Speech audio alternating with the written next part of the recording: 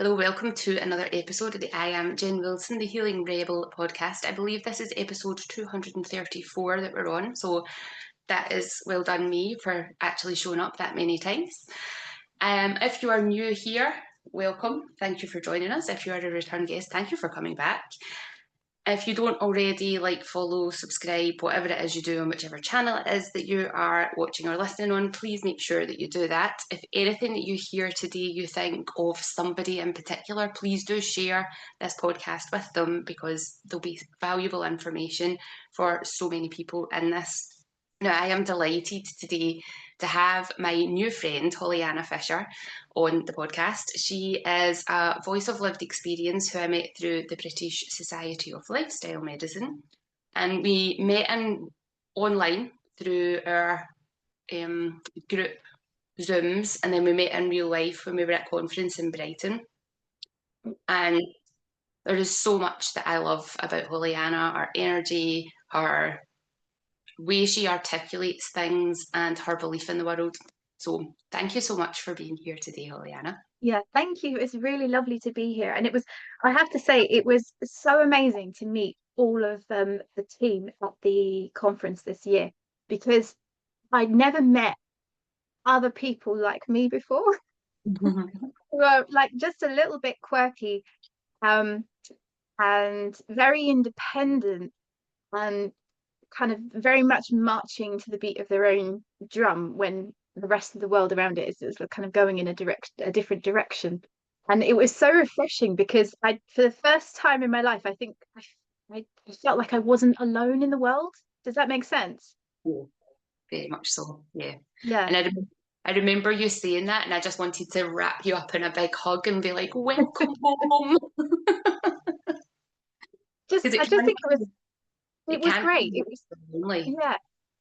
I think with people, one thing that we all had, because we're all very different, but I think we all had something very similar in common, which is we all very kind of tenacious and slightly, in the most affectionate way, very belligerent about what, not towards others, but about what it is that we want to do, and quite focused. And I thought that was just wonderful.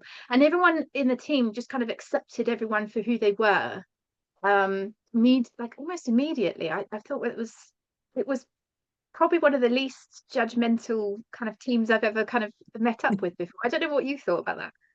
Yeah, I definitely think that. And I think when we are in the space that we are in on healing journeys, that letting go of judgment is a big part of that journey. So you have to let go of judgment of yourself, Yeah. let go of judgment of others. And that's still a work in progress because I do find myself being very judgmental of the health service and not necessarily the individuals within it, but the system. Um, but when you meet other people who are doing things differently, even when they are doing things differently to you, you go, interesting, tell me more, because there is so much to learn. There isn't this just one narrow path of how somebody can heal their body or how they can heal their mind or whatever it is that's going on for them. There isn't a dogmatic way of doing it. There's so many different ways, and it's being interested and being able to explore as much as possible. I absolutely agree with you. And I don't know, I'm going to ask you this because I want to know if you found something similar. So I've been, in different circles before. So, for example, the yoga circle, the well-being circle, um, and other types of things like that. I have found that when you get kind of communities together, there does end up being a kind of group think and almost a dogma that this is the way of doing things, and this is the way that you're going to come to perfect health or perfect enlightenment or perfect, um just whatever this ideal is that people are striving for.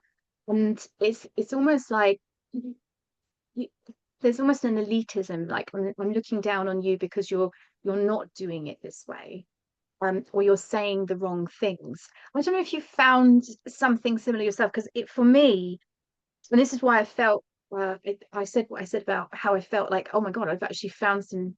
This is the first place I've ever felt like I fitted in, because everywhere I've been before, I've always felt like I don't quite fit in because I'm not reading from the script, or I'll say the wrong things, or I'm asking inconvenient questions, or I'm challenging things, or thinking in a different way to other people. I don't know what your experience of that is. Yeah, I've definitely experienced that myself, because somebody might be really passionate about their modality and you go, oh, tell me more, tell me more. And if you challenge anything in their way of thinking, or if you have more questions that they maybe haven't thought about, or it doesn't fit their mold, you can see defences kind of coming up. And I have been within things, and all of a sudden you kind of go, oh, this feels a bit, can't believe I'm saying this word already, it feels a bit cultish. Yeah. And I want to get straight back out, but I can be like really invested, and then all of a sudden a wee red flag comes up, and I'm like, whoop, nope, I'm out of here. I'm off to find something else.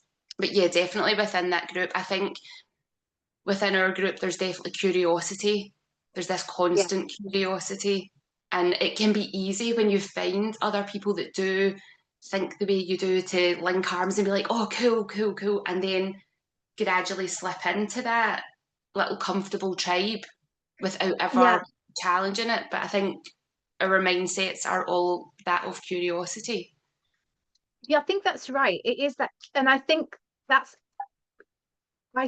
that curiosity is one of the things that has led for us all individually to be so successful at either at managing our own individual health conditions. Because I think without that curiosity, if you stick to a kind of dogma, you miss out on possibilities that might be available to you, might help. Because we are, in many ways, we're all humans, we're all in need of the same things. That's why the kind of lifestyle medicine pillars exist as they do, because they're the foundation of our general health and well-being.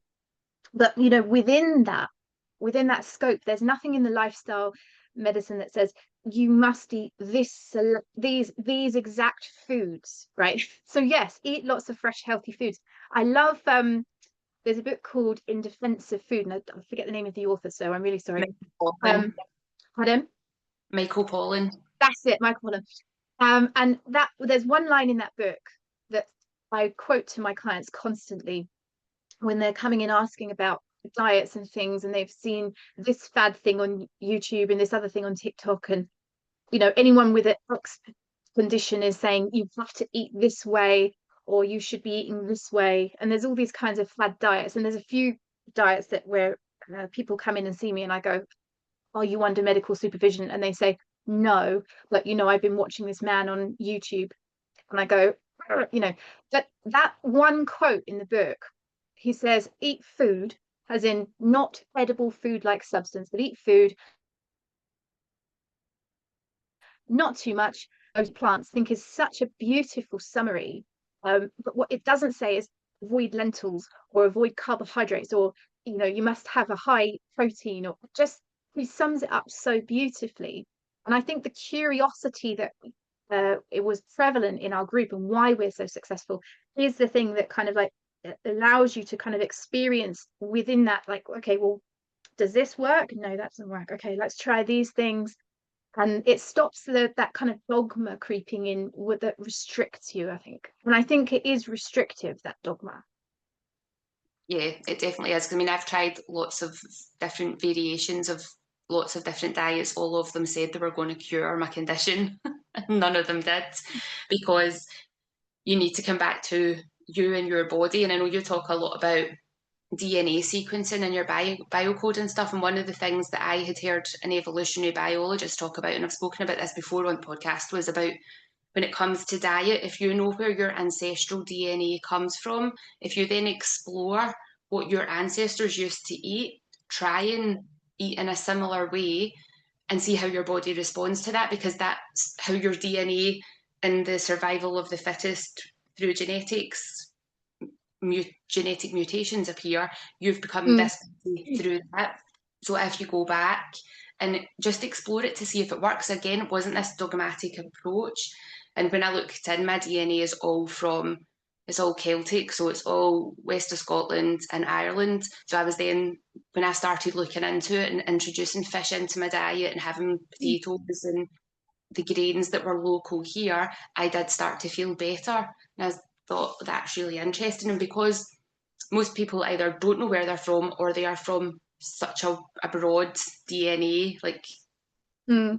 being so isolated into this one small corner of the world is like, oh well, that makes it a wee bit easier for me because what's available to eat in those waters is much narrower. Whereas if somebody's got DNA from here, there, and everywhere, then that can be a bit more challenging to try and work out the right diet for you. But and I know you talk about this in your white paper about the body knows how to heal when we kind of get out of its way. Like we're always Yeah. healing. Self healing happens, and we know what happens because if you cut yourself, in a few days that cut's gone away, so you know that you've healed. So why do you not think from the inside exactly the same thing can happen as long as the right conditions are created?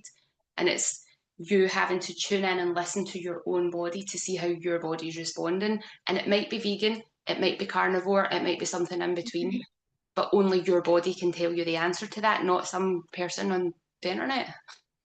No, exactly. And I think, there are, for example, I have referred people, some of my clients in the past to, you know, expert nutritionists and things like that. And I think it's good to take advice and it's good to try things out. Like for example, you said you tried lots of different things. I was the same. When I was very poorly with fibromyalgia, I tried lots of different things. And for me, I worked out that if I had a low fat diet, um, I got a lot less pain and it was a lot easier on my digestive system. So there was something about having a low fat diet that for me was much more effective. Now, for some people, maybe having a little bit more healthy fats in their diet is better.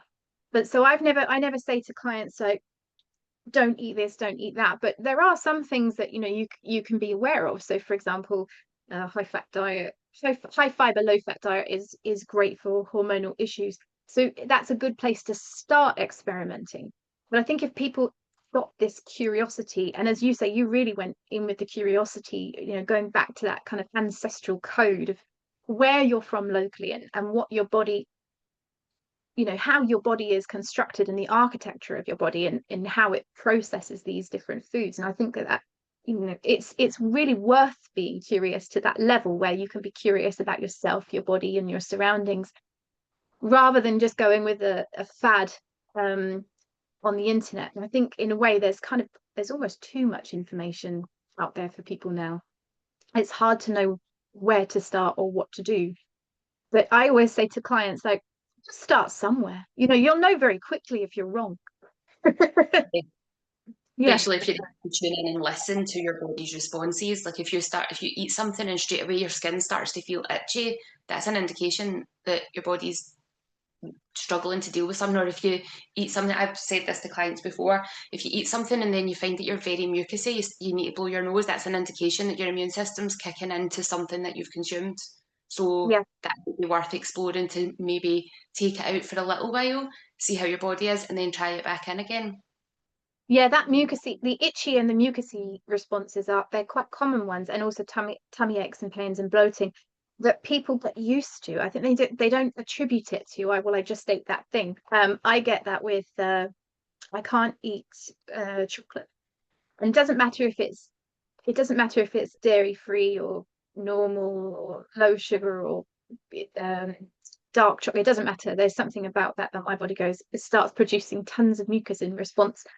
And so I always say to people as well, because I try never to be dogmatic with clients, like don't eat chocolate, for instance. I would say, well, just know that if you do, then you're going to have to deal with the consequences after. You've got to be willing to accept the consequences of that. So yeah, and that teaches people to be a bit more, just to have choice over things, and then they start to think, well, actually maybe I don't want to spend the rest of my night mucousy. Maybe I'll avoid that because I'll end up not sleeping very well. It's about making informed decisions. Yeah, Yeah. And I think yeah, a lot of people they're surprised like the method that I take with clients, because like I would never tell a client, for instance, to stop smoking or stop drinking, partly because some clients that come to me, they're actually very emotionally distressed as well as physically distressed. And so it's not about taking things away that they might actually be reliant on to stabilize themselves in that moment. It's really about adding things that are going to make them feel better and working on stabilizing tools that they can have. That after a while, you can start to encourage them to reduce the things that might be having a negative impact. By that time, they already have all these nice positive things in place. So it creates a much better environment than just go, okay, stop smoking, stop drinking, don't eat any sugar. It's picking your battles, isn't it? yeah, But I in my in the wellness environment, I know a lot of therapists that they hear me say that and they're like, oh, it's terrible, how can you endorse someone continuing smoking? It's I think that's why I get results with clients, is that I'm not, I'm getting them to set themselves up for success and grab the low hanging fruit first, just to build their confidence before they start moving on to bigger challenges. Is that do you take a similar kind of approach with the people that you see, or do you have a yeah. different approach? No, it's fairly similar. Obviously, everybody knows what smoking does to the body. It's now being well marketed across the world that smoking Yeah, is going to cause harm. So if somebody doesn't know that, where have they been? Because it's literally on your packets, big yeah, cancerous things, you know. yeah, Um, but they then have another attachment to it. So it's, what is that attachment about? How do we heal that attachment yeah, for them to make the choice? Because nobody will stop smoking or stop drinking unless something inside them tells them to. They have to yeah, be ready. It has to be the right time. Because I've had friends who, and my dad, stopped smoking and then went back, stopped smoking and went back, stopped smoking and went back, and then something happened and they just stopped and then never went back, and it was never an issue. And I was the same with alcohol. I just one morning I got up. I was in Ibiza. I got up to go and watch the sunrise, and I was watching the sunrise, and I felt something in my heart that felt like a sense of peace. And I was like, "This is what I've been looking for. I need to stop all that other stuff." And it mm, was at that point, and I've never drank since. The only times I've ever had an urge to drink is when things have been really rough. And I'm like, I just want a drink to dampen this. Oh, that's interesting. And never when I'm having fun, never when I'm going out. And I used to go out and drink to have fun. But I've gone out and had fun with no desire to drink. It's only been in the rough times that I've got. And it's like, interesting. That's where that crutch has been. yeah, because you start to see, what your brain is searching for as a solution. Because when I've had someone the other day talk to me about addiction, oh, do you work with addiction? I said, I do work with people who have an addiction. I said, but I'm not working with, like, let's say the addiction's drinking or smoking or drugs. It's not that I'm working with it. It's what I said, that the addiction isn't the problem, it's the solution. So, and it is a solution, right? I'm not saying it's a good solution, but it is a solution. It's a solution to something, it's an escape from something that's really uncomfortable, painful, or it's like direct pain relief. Or I know for myself, I was never like a binge drinker or anything like that, because obviously I grew up an athlete, and so drinking wasn't a big part of my lifestyle. And it wasn't until I got married and I had a very challenging marriage, where the only kind of relief I had, an escape from just the stress, was to sit down and have a glass of wine. And that was like, it was almost like having a break from myself, like Yeah. my own overthinking, or my own, like there was for a while there was a relief, like, oh, oh God, and having when I had very severe fibromyalgia, I was in such huge amounts of pain constantly. And again, alcohol was one of the only things that relieved that pain. So I would have that temporary relief from pain. And it was just such a wonderful feeling. And it wasn't like drinking to get buzz or anything like that. It was just like, oh my God, that feels great. That feels amazing. And it was funny because after I left the environment I was in, because I grew up in a very stressful environment and I had lots of challenges. And when I finally escaped, I didn't have anywhere to live for a while, so I was sort of couch surfing with my son, and um, I didn't have anywhere to operate my business, and things were very stressful. And I was trying to get our life together again. And there was a voice in my head, because I've always been a bit of a perfectionist, and this voice was like, "You really ought to cut out the alcohol, cut out the drinking." But another voice came in and said, "Look, you've got enough to do. At this time, there's enough to do.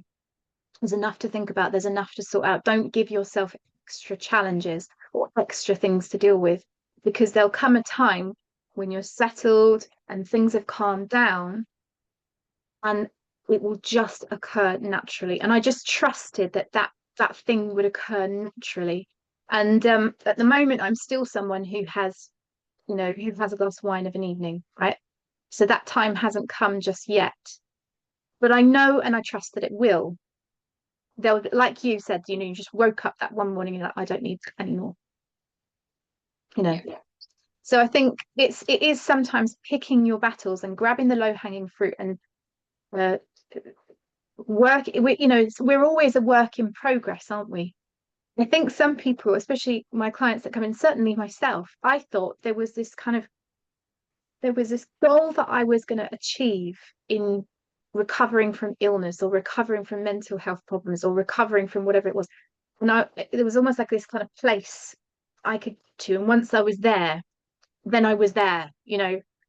And now over time you start to realize, actually, we're just like onions, just peeling away the layers, layer by layer. And I think the day I stop doing that, the day I stop evolving, will be, the day I take my last breath. It's just always going to be that way.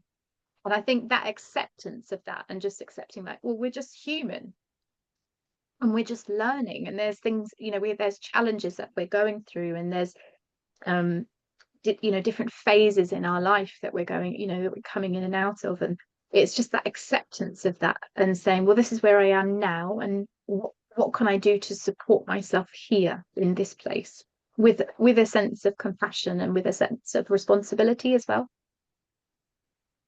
Yeah, I heard somebody say recently, health is a journey, not a destination. Yeah. And Yeah, well, you that's said my exactly. ramble really well, thank you. It wasn't my quote, it Full was of it. something else that I heard. So, but when they said that, I was like, oh, yeah, that's right. Because there's also that meme that was about that saying happiness is the journey, not the destination. That you need to look for it, and it's the same. You're looking for happiness in every moment, and you're looking for what can you do for your health in every moment. The thing that you said about acceptance, so I had to go into therapy to understand what acceptance was and to get into a place of acceptance. How did you come to acceptance? What did that look like, that journey for you? Well, I think that was a very long journey that started with, I mean, I was in the middle of this, I think it was, no, it was sort of towards the last few years of being in the old circumstances, that I was in this very stressful environment, very challenging marriage. And I kept cycling the same dysfunction. So I just keep repeating this cycle of dysfunction. And I referred myself for counseling because I thought, I need to fix myself. All of these things are all my fault. I didn't really think about the circumstances I was in and how the environment might be affecting me. I just assumed everything was my fault. Um, Now I look at things and I don't talk about things like fault. I talk about it as a responsibility. There are environments where we will do really badly, and there are environments where we'll do really well. And I was doing badly. And I don't like to point fingers, but it was very challenging, right? Now, I referred myself for this counseling and found out that actually it was very likely that the environment was exacerbating these things. And I didn't quite realize that the life that I'd had up until that point was incredibly traumatic, because for me, that was my life.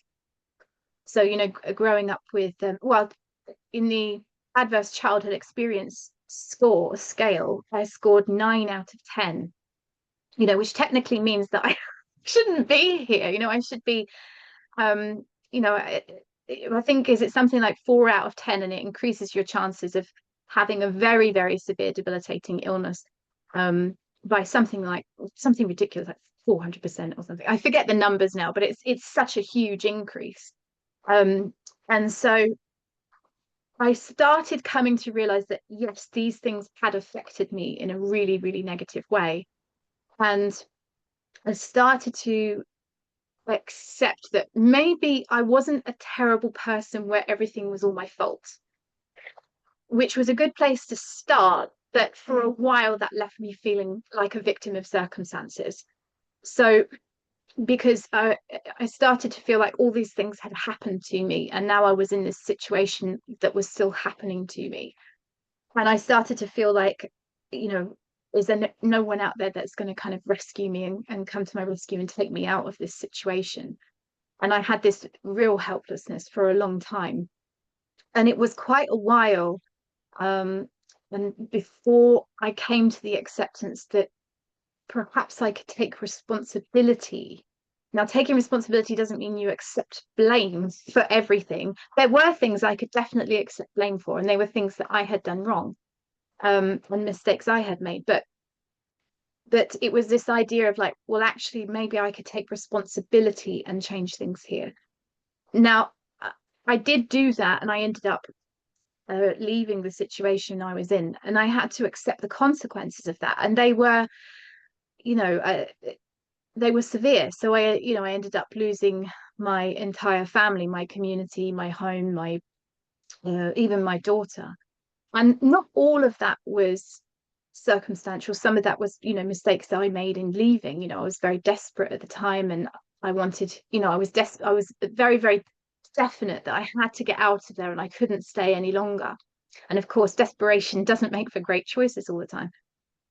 But after that, after leaving, and I had some distance and I had some space from all of that environment, for the first time, I really felt like I was able to accept, yeah, it was a really stressful, toxic environment. And yes, I had made mistakes. And I think one of the biggest things was accepting within myself that I was a human and that I had made mistakes and that I could take responsibility for that and recover and get over it. That was probably one of the hardest things because, especially in losing my daughter, that was probably the worst thing that I've ever experienced in my life. And I have gone through some really difficult things. And to be able to come to a place where I could say, I played a part in that, but I still have the rest of the life to live. And there's still other things to do. And there's still responsibilities that I can attend to. And that was probably one of the most difficult things to come around to, I think. But it took time, and it took this idea of this radical responsibility. And I talk to my clients about that in terms of their own recovery, is radical responsibility. And it doesn't mean you take responsibility for things that you didn't do, or self-blame, or berate yourself for things you did do. It means you say, this is where I am, what you can do about it, and it's in your hands, and it's up to you to do something with that. And it's one of the prerequisites for taking on clients, is that they're ready to do that. They're ready to say, yeah, I'm here and I'm ready to say, what am I going to do about this? There's so much there that you've shared, and we've spoken about a lot of your journey in the past, so I'm not going to dwell on things, but just the journey that you have been on. I have so much respect and love for you, like the strength No. that you have to have been able to take that responsibility and been able to let go of your daughter and know that she may come back into your life at another time. You've got your son, but you were taking that radical responsibility because you know what's right for the biggest purpose going forward, and staying where you were was not the right place. And just that in itself is wildly awesome in the purest sense of its word. Like, awesome gets really overused, but to be in awe of something and that being awesome, that's what I think of you. And that's Oh, that strength that you have been able to take so much responsibility and move I think forward and then help others. I think it helped having my son there, because or helped having my children in generally, because towards the end of being where I was, because we mentioned before, I was born and raised in a cult. Cult life is very difficult, but particularly for women. Very controlling. I saw some nasty things. I'm a truth teller, so I try to, point them out and get people to deal with them. And cults don't like that. They like you to sweep things under the rug and pretend that they don't exist, so that the cult can, maintain its image. And towards the end, it was so difficult that it was like going 2 o'clock in the morning. I'd be on the phone to Samaritans, just trying to get through one more day. And I think the reason I did that was because of the children, because I kept thinking to myself, even if I feel like they'd be better off without me, which is obviously what people feel when they go through that kind of, wanting to end things. They think everyone will be better off without me. And of course I had those thoughts as well. But I always remembered reading about children of parents who had taken their own life, had ended things. I was remember reading about the poet Sylvia Plath, um, and how badly her children had done in life afterwards, how to suffer depression, and I think one of her other children went on to end their lives as well. Very, very tragic, because they go on with this feeling, wasn't I enough? Was I not enough? So they internalize and personalize the actions of someone else. And so I had that feeling like I can't have them, I can't put that on them, even if I think that they are better off without me. And I think when I left, one of the things that kept me going was this looking at my son. And of course, I'd lost my daughter, but I kept looking at him thinking, I don't never want him to think, was I not enough? Like, yes, you lost your daughter, but am I not enough for you to carry on, for you to take that responsibility, for you to actually live a life? Because it wasn't good enough just to live a life that was like just depressed, or woe is me, or just not to get on with it for the sake of him. So I think that was a really good incentive, I'd say, initially. Now I'm out of that kind of phase. It's not, I don't have to rely on that anymore, although it is a useful anchor from time to time. But I think if people can find that reason, that sense of meaning, that's a really good place for people to start in their own recovery. That there is a meaning, there's always meaning, and the meaning is whatever you make it. So remember listening to a lecture from Richard Dawkins. He was talking to a group of children in a religious school, and they asked him something about, well, what's the meaning of life then? He said, well, it's whatever you make it mean. And I thought, well, yes, that's true, isn't it? Because whether you're religious or not, the meaning of life is whatever meaning you give it. So yeah. And for me, Yeah. the meaning of my life is I feel like I have a purpose here in bringing something to the world. I want to bring something and leave it here for when I'm gone. It's really important to me. So yeah. And the biocoding is part of that. Yeah, it is. So I think once I'd settled down and I was able to kind of have some time to myself and take stock, I'm a I realized that a lot of the notes I've been taking, I'm a very diligent note taker, and I'm a keen observer of people and my clients. And for years I've been taking notes on micro movements and tiny little inflections and tones, and how the body would speak to me. So for a long time, like, clients used to call me the body whisperer, because they say I could talk to the body, which was sort of true. I have an interesting phenomena called mirror touch synesthesia. Do you know what that is? No. So a synesthesia is a crossing of senses. So for example, you can taste a word, right? That's a synesthesia. So you're crossing two senses, or more. And mirror touch synesthesia is when you perceive, like, let's say someone punches you on the shoulder, my shoulder hurts. So my brain perceives your sensation as my own. It doesn't perceive it as your sensation that I have empathy for. It is interprets that's mine. It's my sensation. And when I would do body works with people, it started to become more and more sensitive, where I would just place like a thumb on a muscle or something. And to me, I have a very strange way of describing things, but it would feel like a toothache in my thumb or something like that. Like these very strange kind of sensations, but I was able to work in a way that was highly effective, much more than mere technique, where I'm able to kind of determine very, very minor nuances in the response of the muscle to even the lightest pressure. And so I started to develop my own massage, different types of massages. So I did one for specifically for fibromyalgia, which was a very, very sensory oriented massage that incorporated touch in time to sound, with a lot of percussion tapping techniques. So we were tapping along nerve pathways or tapping bone and things like that. And what it's designed to do is bring the nervous system out of shutdown into a more neutral state so that the person could function effectively. And it worked. It was amazing. Then I started to be curious. I wonder what that would be like if you did that on someone who was really hyperactive, like ADHD, right? And I tried it on them, and lo and behold, it brought their nervous system to neutral. So it could bring you out of hypervigilance to neutral or out of shutdown to neutral. I was like, well, that's really interesting. So I started to develop a few more. I developed another one over just after lockdown because I noticed muscles were becoming very defensive and guarded. And if you applied any pressure, they would push back.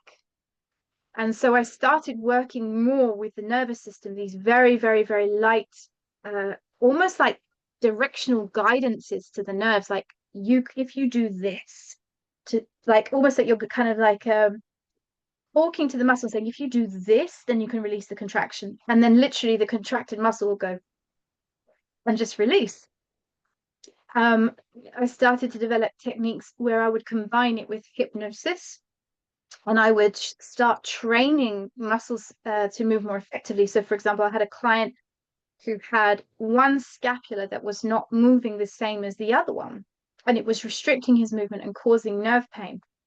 And so I spent some time showing, I took him into a light hypnosis and then started showing the scapula what movement looked like left to right and how you could mirror those sides.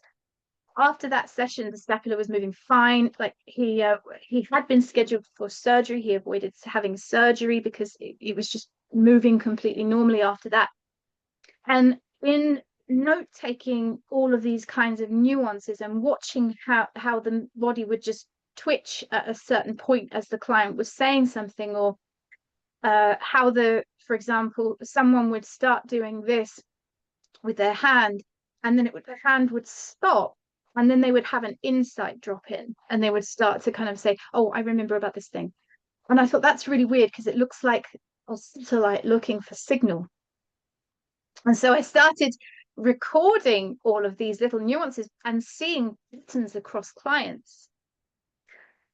And once I developed this whole kind of like this kind of lexicon of these different words, it almost started collating a dictionary of what each thing meant. I think this means this. I see this across this pattern of clients, and this is coming up afterwards. So you started to develop this dictionary of the different neurologically tagged movements. I'm up to about 400 or so now in my database of these neurologically tagged movements. It became like reading the body. So if you consider each movement like a word and a combination of movements like a sentence, and then you'd start to see punctuation like a full stop, and that would be something like a sigh or a yawn. So the body would go da, da, da, da, da, da, da.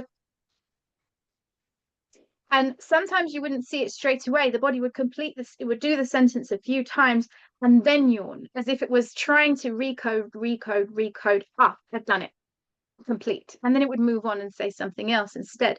So it was really fascinating watching it. After a while, I started to be able to bring clients into this state deliberately. So I could trigger the body into this particular state and then observe and watch what was happening, and observe how clients were feeling afterwards as well. And once I started to do it deliberately, that was really fascinating, because clients would have things like digestion digestion issues resolving, headaches going away, pain being eliminated. They're coming off their pain medications, libido returning, moods shifting and changing, suddenly being able to say no after being a lifetime of the people pleasing. So the shifts happened really fast as well, really quickly. um and yeah, it was just a really interesting process. It happened over a long period of time, and a lot of it was a self experimentation as well. So I would sit down with my body, I have a good communication with my body, and I would say that I have a really bad headache because I know there's some neck pain there. Can you do something about it? And then my body, I'd just sit back and just relax, and my body would take me through a series of neurological movements, and then the headache would be gone. So it was, yeah, it's been an interesting journey for sure. Because I've gone from, I've basically developed um a neuro rehab therapy, which is cutting edge, and it has the capability for training AI and algorithms, and creating tech, and creating devices for paralysis patients and things like that. But I've done it from the bottom up instead of looking at theory and coming top down.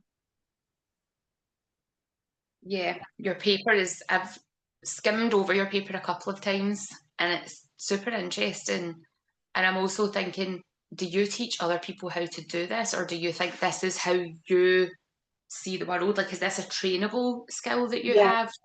Yeah. I've thought about that a lot, because when I first started doing it, one of the things that I thought about is this something that's unique to me, or can I train someone else to do this? Because it's that's really great if you can do it, wonderful, right? But it's only really, really useful to humanity if you can train other people to do it, and then you leave it there after you're gone. So I started to observe and record in a way that I could start to teach. So now I'm building a training program so that I can start training other therapists to do this with their clients as well, either as a standalone treatment or to incorporate with the existing therapies that they do. So I incorporate it with clients. I work with clients with complex health conditions, chronic pain, um, mental health problems like stress, anxiety, PTSD, and I incorporate it with things like somatic techniques, a little bit of trance work, coaching, things like that. So I just use a lot of integration work around it. So I think it's good as a standalone therapy. And some people who've had just one treatment, they've just gone away, and it's just been life changing for them. And the effects last as well; they seem to stick. Which makes sense when you're working with the nervous system, Mm. because it creates habits based on its environment. So if you've then helped change that environment, it's not going to go back to the old habit because it's found the better way. Yeah, the way I've thought about it is because I did a lot of research on psychedelic therapy. Do you know much about that? Yeah. Yeah, so with psychedelic therapy, they talk about this analogy of shaking the snow globe. If you've got a snow globe that's been sat on the shelf for ages, the snow at the bottom is, in a very specific pattern. If you take it off the shelf and shake it and then put it back again, the snow will come back down in a different pattern than before. And with psychedelic therapy, that's kind of what it does neurologically, where it goes, it's kind of the way I've seen psychedelic therapy is kind of smashes its way through your resistance, like almost like a battering ram coming through, and shakes things up. And depending on the integration or the work that you put in before and after will depend on the outcome. But having previously done psychedelic therapy, um, it was like a battering ram. It really just sort of powered through. With biocoding, it has a similar impact in terms of like what it is capable of doing. But because it's body led and prioritized by the body itself, it's not filtering through. It's much more gentle and respectful, and kind of, the body is saying, okay, well, I this is the priority that I think that we need to make, and I'm doing this. So it's not imposed by the therapist, not even imposed by client's own mind, because we are so limited. I could have a good idea about what might help you, but it's nowhere near as intelligent and wise as your own body. And so, yeah, it has a similar impact.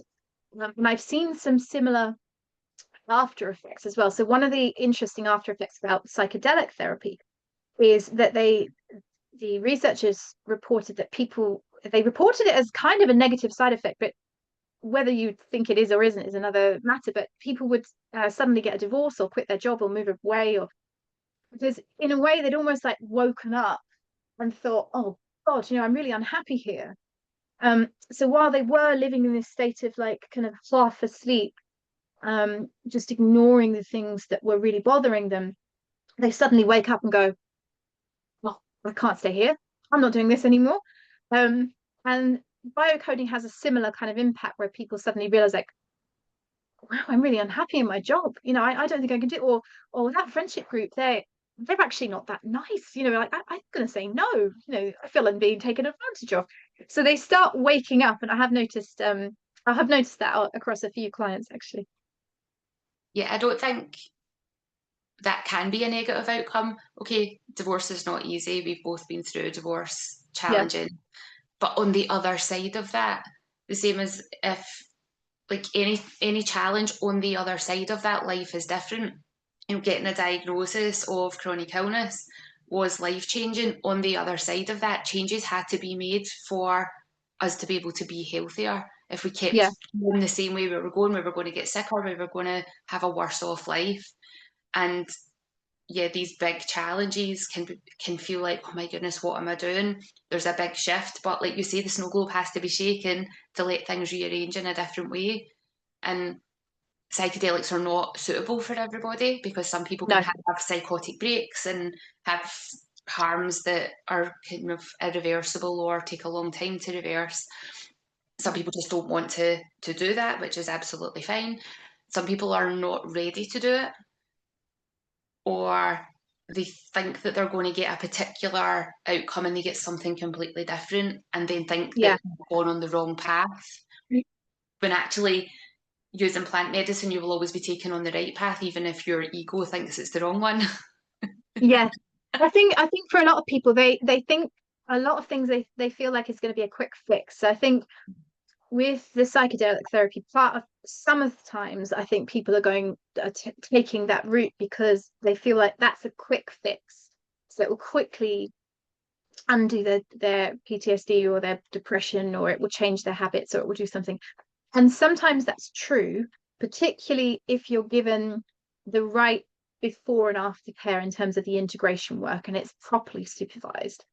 Um, but for lots of people, what they actually find, and I think going into it with the idea of it being a quick fix, is also because psychedelics is such a suggestible therapy. If you go into it, this idea of quick fix, that's almost quite a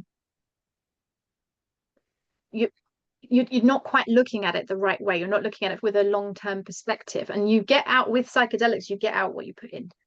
So if you take it because you want to have a really good fun, because you're having a party, you're not going to come out with a relief from your depression. You get out what you put in. So I think if people are going into it thinking, well, I'm willing to put the work into this, and I know it might be challenging, but I'm willing to go through that challenge. I'm willing to put the work in afterwards. It's that aftercare work that's so important, because what I say about psychedelics to people is it's almost like it opens everything up for the possibility of rewire. But that depends on what you do after. So if you start changing your habits after, you change your activities, that's what's going to be wired in. But if you just think that it's some kind of magical cure that's going to fix things, you're not going to get the result that you want. You'll get a result, it won't be what we want. Yeah.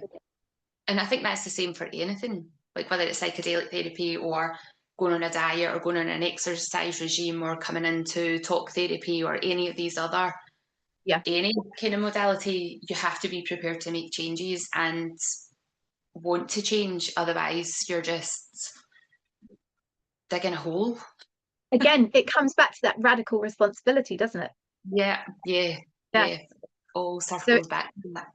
it does, yeah. So every single time it always comes back to that. And there have been clients, I've learned this over the years working with clients who've come in with complex health conditions.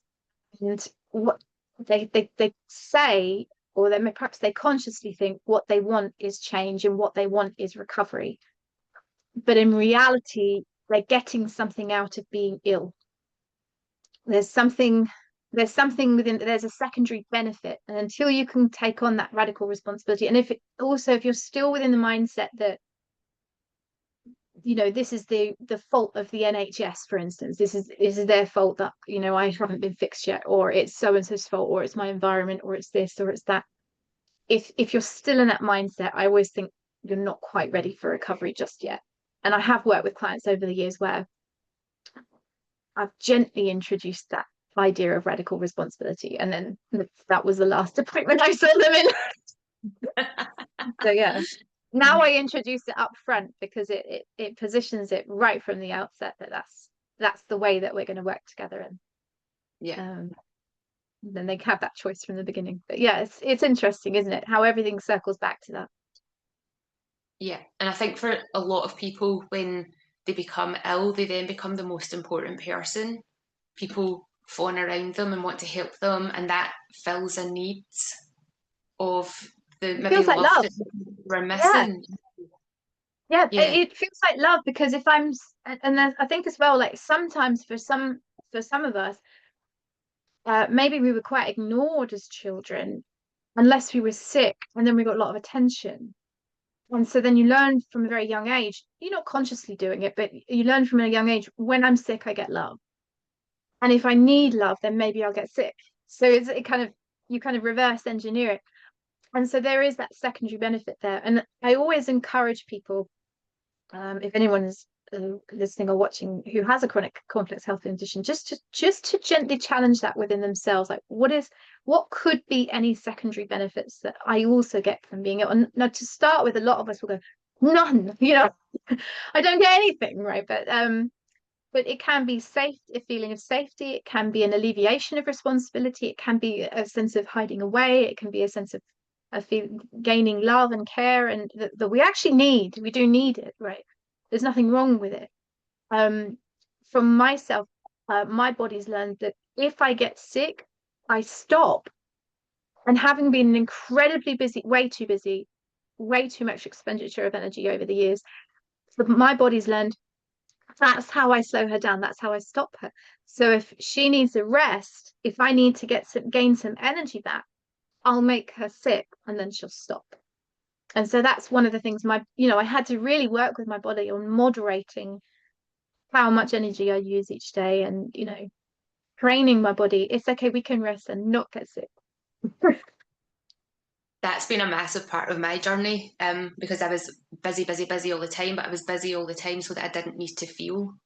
And when I stopped drinking alcohol, I then became busier because the alcohol that had been numbing stuff brought other stuff up. So I then did more, did more, did more, until that point where my body went, you need to stop, and completely wiped me out.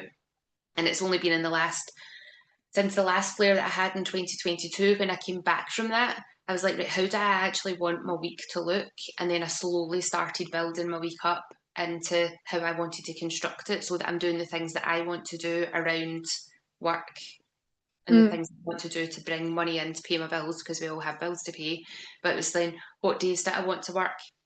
And for a long time, I used my health condition as an excuse to, I have to work my week this way, because if I don't, then I get ill.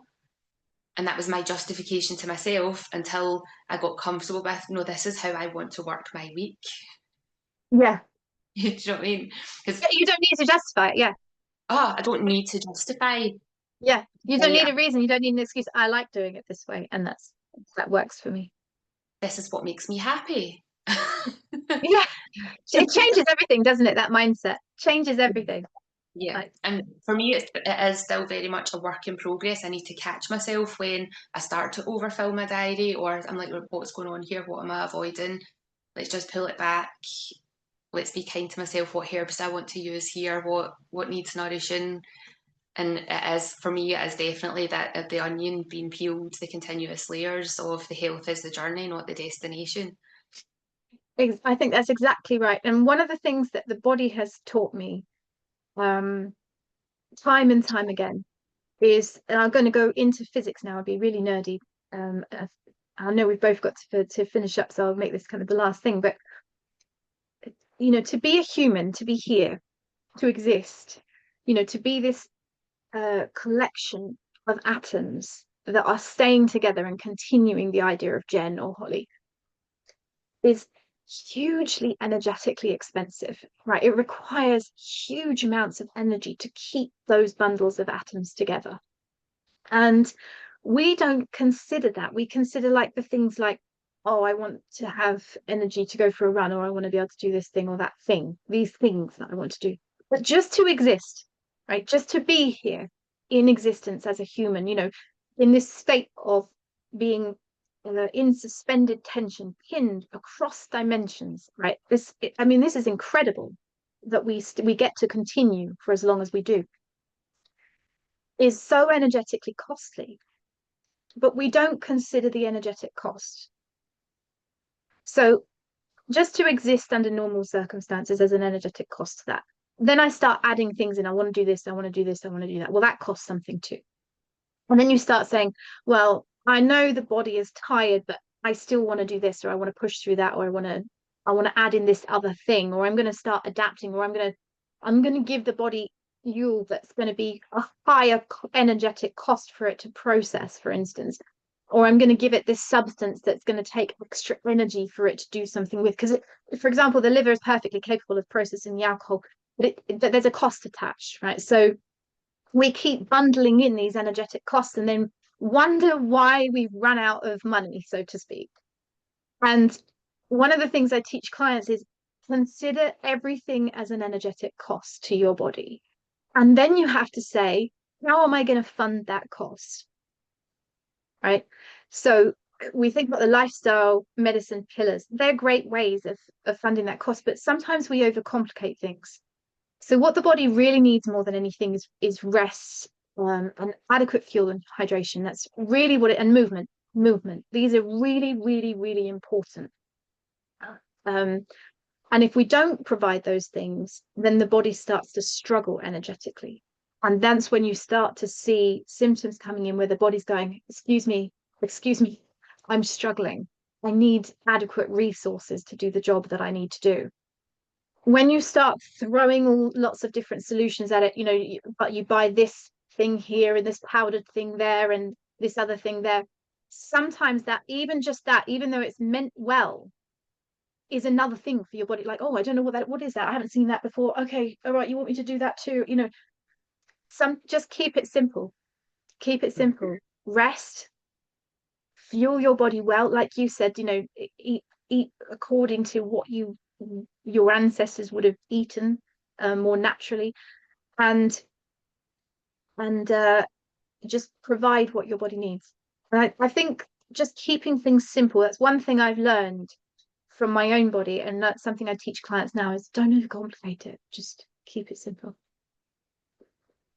Yeah, it's how can we make it more simple? I did a video on social media the other day because I see so many people asking, what supplement should I take for this? What supplement should I take for this? And it's like, what about the rest of your lifestyle? Because the supplement should be there to top up what's missing from the baseline. You need to get the foundations and the lifestyle pillars and hydration, because I feel like that's one that they've totally missed. Don't get those in first and then see what's left over. Do you actually need a supplement? Because if you're telling me that you're tired all the time, you're either not moving enough or you're moving too much and not feeling properly Yeah. for the activity. So, like, pay attention to that. Don't add another Yeah. supplement on. No, exactly, because it's something else your body's got to do. It's meant well, but it's just another thing. And Yeah. people talk about, I'm doing this thing where I only at this time on this day and this time at this day, and I'm going to trick my body into losing weight. And what you're really doing, right? It might work temporarily to lose weight, but what you're really doing is like creating this environment for your body where your body's like, oh God, where, what are we doing? Where are we? Have I got enough resources today? What's happening? And so over time, initially that doesn't cause too much of a problem. Your body will try to adapt and manage, but over time it becomes extremely energetically costly. And I think people they underestimate this particular thing massively. So the body needs four things, right? It needs rest, it needs good food, it needs hydration and movement, right? And hydration is really important because for the electrical signals to pass across. And movement's really important because from what I've discovered in biocoding is it underpins the entire effective function of the nervous system, right? And the nervous system are the roots of your tree. I always say to clients, like, all the branches of the tree lead to the same roots. So if you're experiencing this symptom, this symptom, this symptom, you can think about that like the branches of the tree. They all lead to the same roots, and that's your nervous system. And whatever's happening there is going to be, you're going to see strange symptoms going on in the top. And those four things, I think you're right. The hydration is missed off the BSLM stuff, but that is so important, wildly underestimated. Mm. But just this idea of just keeping it really simple, it's not complicated. It's not. I could talk to you all day. Yeah, I can talk to you. I just really enjoyed our conversation. We've only scratched the surface, but we do both have other stuff on after this. So we can do I can hear my puppy now. She's woken up, which is really good timing. perfect timing. It's perfect timing. Yeah. So for anybody listening, where is the best place for people to find you and your work? So if you want to find out more about biocoding, you can go to hollyannavellichor.com. We'll put the link in there. And to find out more about the work that I've done in more bodywork stuff and cancer and things like that, it's beesjourneywellness.com. So yeah, the white paper is on there, Hollyanna Vellichor. So Fisher's my married name, and I try not to use it too much anymore, but yeah, because I'm not married. Yeah. Yeah, if you So want to find out more, we'll put yeah, the and links in the show they notes. can contact me through that as well, and see what help is available. But it's been so lovely talking to you. It's been so So lovely happy talking to have to you. joined you. We'll have to do it again sometime. Definitely will. So thank you very much for being on the podcast. Yeah, great.